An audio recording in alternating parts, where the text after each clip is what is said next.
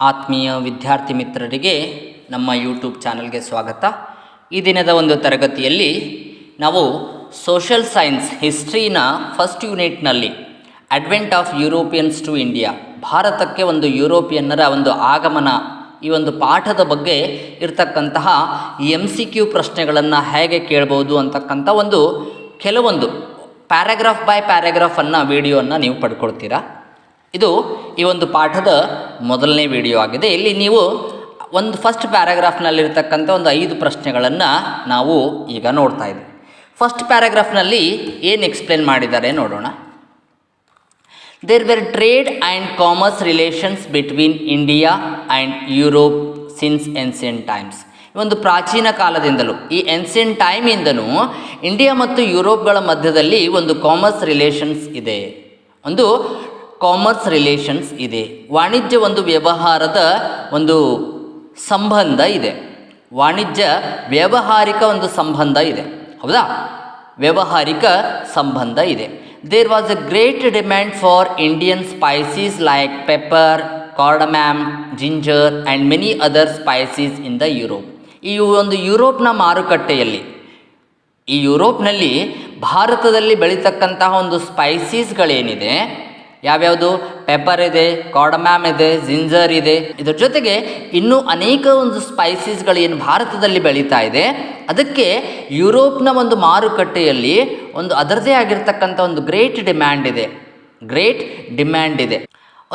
ಹೆಚ್ಚಿನ ಬೇಡಿಕೆ ಇದೆ, ಹೆಚ್ಚಿನ ಬೇಡಿಕೆ ಇದೆ. ಹಾಗಾಗಿ the trade relations between India, Europe and other Asian countries continued even during the Middle Ages. ಈ ಬೇಡಿಕೆ ಇರೋದ್ರಿಂದ ಇದೇನಾಯಿತು, ಇದೊಂದು ರಿಲೇಷನ್ಶಿಪ್ ಇತ್ತಲ್ಲ ಇಂಡಿಯಾ, ಯುರೋಪ್ ಮತ್ತು ಅದರ್ ಏಷ್ಯನ್ ಕಂಟ್ರೀಸ್ಗಳಲ್ಲಿ, ಹಾಗೆ ಆ ವ್ಯವಹಾರ, ಕಾಮರ್ಸ್ ರಿಲೇಷನ್ ಏನಿತ್ತು ಅದು ಮಿಡಲ್ ಏಜಲ್ಲೂ ಕೂಡ ಕಂಟಿನ್ಯೂ ಆಯಿತು. The Arab merchants carried Asian merchandise into Constantinople of Eastern Roman Empire. Western Roman empire.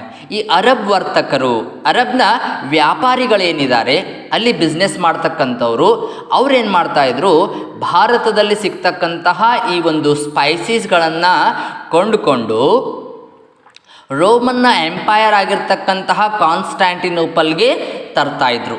Eastern ರೋಮನ್ನ empire ಆಗಿರ್ತಕ್ಕಂತಹ ಕಾನ್ಸ್ಟ್ಯಾಂಟಿನೋಪಲ್ಗೆ ಅಲ್ಲಿ ತಂದು ಇಡ್ತಾಯಿದ್ರು.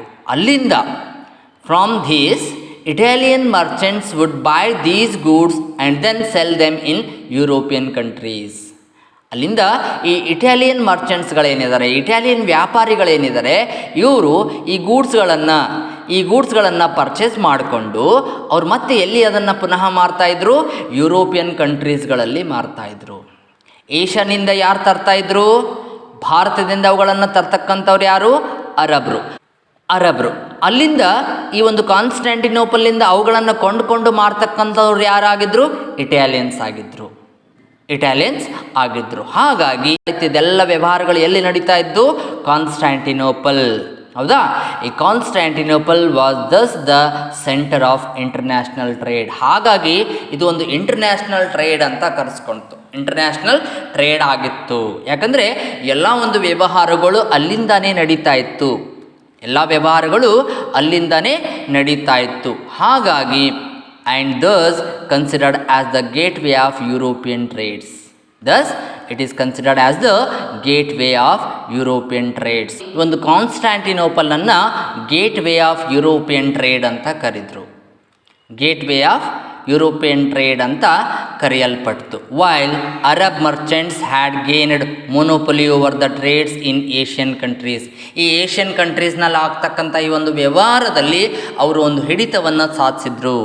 ಅವರು ತಮ್ಮದೇ ಆಗಿರ್ತಕ್ಕಂಥ ಏಕಸ್ವಾಮ್ಯವನ್ನು ಸಾಧಿಸಿದ್ರು, ಅವರದೇ ಮೇಲಿಗೊಯ್ಯಿತ್ತು, ಹೌದಾ?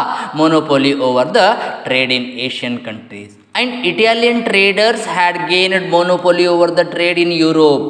ಯಾಕಂದರೆ ಕಾನ್ಸ್ಟ್ಯಾಂಟಿನೋಪಲ್ನಿಂದ ಅಲ್ಲಿ ಬಂದಿರತಕ್ಕಂಥ ಸರಕನ್ನು, ಅಲ್ಲಿ ಬಂದಿರತಕ್ಕಂಥ ಗೂಡ್ಸ್ಗಳನ್ನು ಅವರು ಇಟಾಲಿಯನ್ಸ್ ಪರ್ಚೇಸ್ ಮಾಡಿಕೊಂಡು ಯುರೋಪ್ನಲ್ಲಿ ಮಾರ್ತಾಯಿದ್ರು. ಹಾಗಾಗಿ ಇದರ ಮೇಲೆ ಹಿಡಿತ ಯಾರು ಸಾಧಿಸಿದ್ರು? ಇಟಾಲಿಯನ್ಸ್ಗಳು. ಈ ಇಟಾಲಿಯನ್ಸ್ಗಳು they have gained monopoly over the trade in Europe. ಈ ಒಂದು ವ್ಯಾಪಾರದ ಮೇಲೆ, ಯುರೋಪ್ನಲ್ಲಿ ನಡೀತಕ್ಕಂತಹ ಈ ಒಂದು ವ್ಯಾಪಾರದ ಮೇಲೆ ಇವರು ಒಂದು ಹಿಡಿತವನ್ನು ಸಾಧಿಸಿದ್ರು, ಏಕಸ್ವಾಮ್ಯವನ್ನು ಸಾಧಿಸಿದ್ರು. The merchandise from Asian brought good profit to Italian merchants.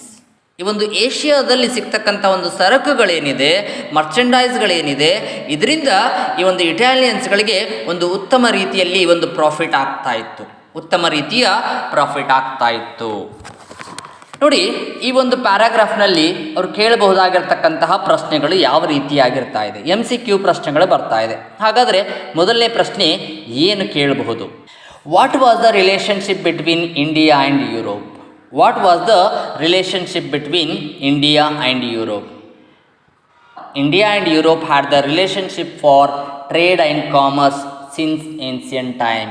India and Europe had the relationship for trade and commerce.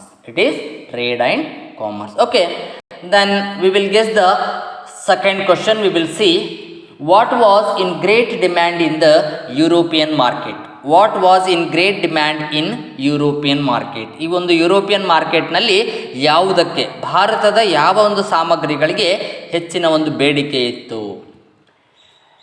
Indian spices ಅಂತ ಹೇಳ್ಬೋದು. ಸಿಂಪಲ್ ವರ್ಡ್ ಅಂದರೆ Indian spices. Indian spices were in great demand in the European market. Indian spices were great demand in the European market. Question C. Which was considered as the gateway of European trade? Which was considered as the gateway of European trade? C. Constantinople. Constantinople was considered as the gateway of European trade. Next question.